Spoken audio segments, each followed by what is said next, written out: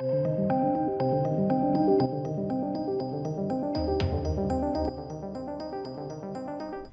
dear, this is going to annoy quite a lot of people. Now, I'm not going to be talking about politics specifically in this. I'm just talking about how actors, when they choose to say things like this, that's just a real bad move. And it always surprises me why companies allow them to do this. Now, I say that just because they would have a PR team, they would be prepped on things which they could or couldn't say. I get it, like there is a certain realm of sort of freedom of speech and things like that. But you're going to hurt the show. You know, you're going to hurt the boys. Basically, the boys in Star Trek actor said, you know, F Donald Trump. Basically has a bit of Trump derangement syndrome.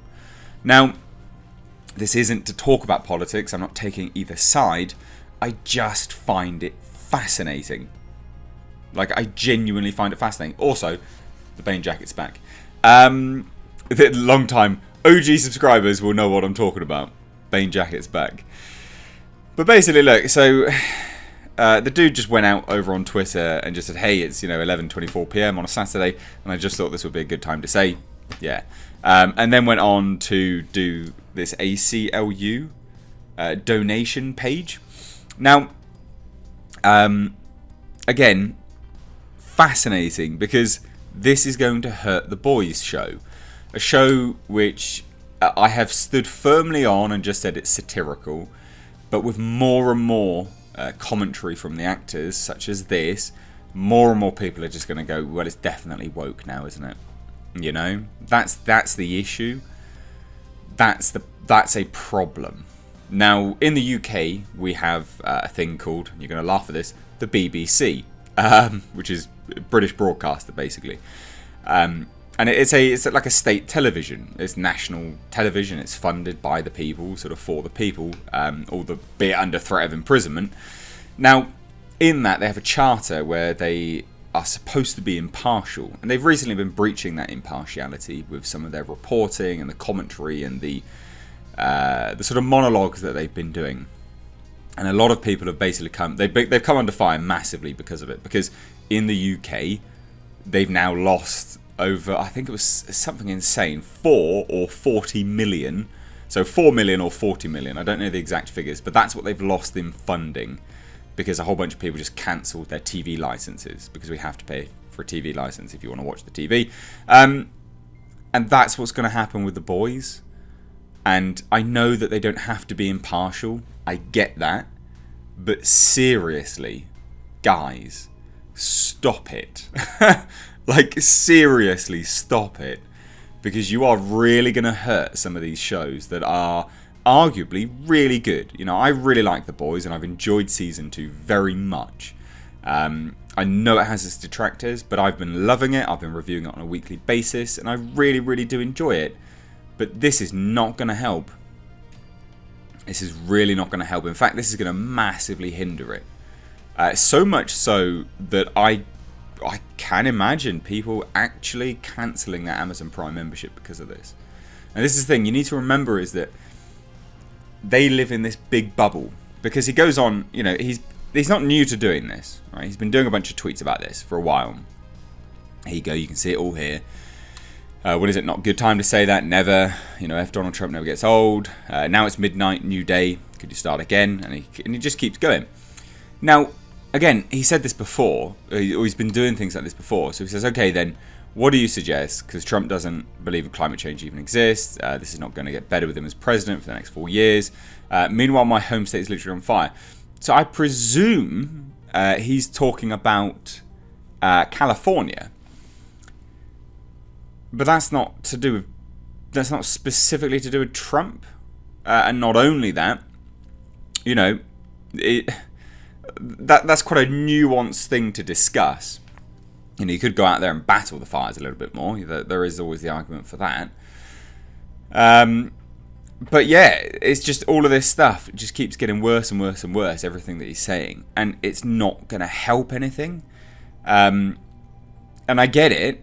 You know, again, open mic comic at this point. This whole COVID's got too many names, I can't keep up. Bit is probably written on a cocktail napkin somewhere, and I hate it. it's just crazy. It's crazy. You know, like, just calm down, man. Like, I get it, but this is hysterical levels of ranting.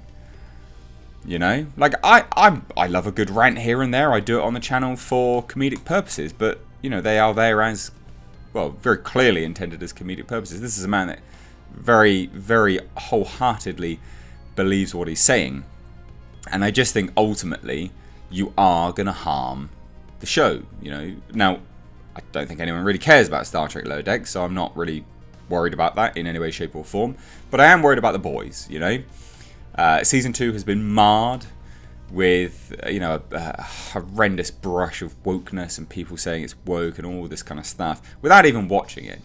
And I can see the argument, but when you watch it, you can see that it's definitely satirical. But with commentary like this, it becomes difficult to defend it, because ultimately, if you're going to sit there and say these things non-stop without any leash being put around you, then yeah, like, there's a problem.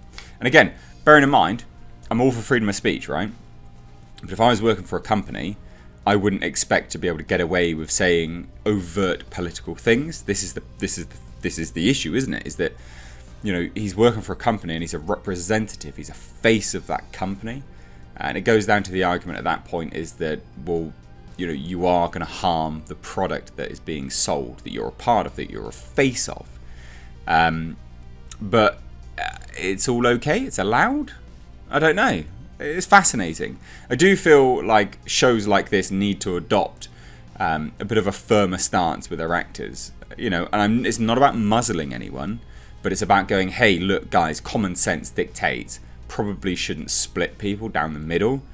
You know, as you're a face and as you're a representative of the company, probably shouldn't, you know, spit in, I don't know, at the very least, half the audience's faces, you know, for their political choices. You know, like, The Boys doesn't have to be political. You can have satire, poke fun at everything, and have a good laugh at everything. But the problem is now, because that's what they have been doing, they've been satirical all the way along the board. They took the piss out of the Gillette advert, for God's sake.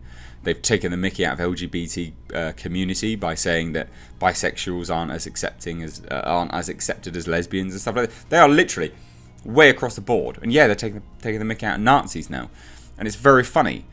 But it will become harder for people to accept that when you get people like Jack Quaid coming on and saying this, because the people that are massively political will just go, right, well, then actually that's what all this is masquerading as. And they'll find stuff, they'll see it where it's actually not there. Or maybe it is there. But I thought I'd do a video on this just because I find it fascinating. I think, honestly, the producers are definitely, they sing from the same hymn sheet anyway, but they need to get their actors under restraint, because, you know, you could have ruined the show's potential for viewership in the future. Because ultimately Trump got elected, right? And whether you believe or disbelieve that there were meddling or tampering, Russian bots, all that kind of stuff, there is undoubtedly a large portion of support for Trump. So it's, and I'm not saying I can't support him. I'm not even American, so I'm not saying I support him. But I'm just saying that ultimately, if a large portion of, at the very least, 50% of the audience of your show support him, probably best not to shit on him in such a heavy, visible way. It's all about optics at the end of the day. It's all about optics. Don't split your audience. So there you go. Thought you'd find this interesting. Please do let me know down below. It seems Jack Quaid has got some Trump derangement syndrome and just can't, just can't help himself. But what do you guys think? Will this prevent you from being interested in season 2 now? And if it doesn't, because you may want to finish the storyline, but will it prevent you from supporting it in future? Or will you just straight up not watch it now? I don't know, like, I hand it on over to you. This is just a speculative discussion-based video because I am curious. But let me know your thoughts down below. If you are new here, please do hit subscribe. You can stay up to date on the world of pop culture movie news by hitting the bell notification icon. Anyway, guys, thank you all so much for watching. From me and from Jasper, I've Mr. H. Take care.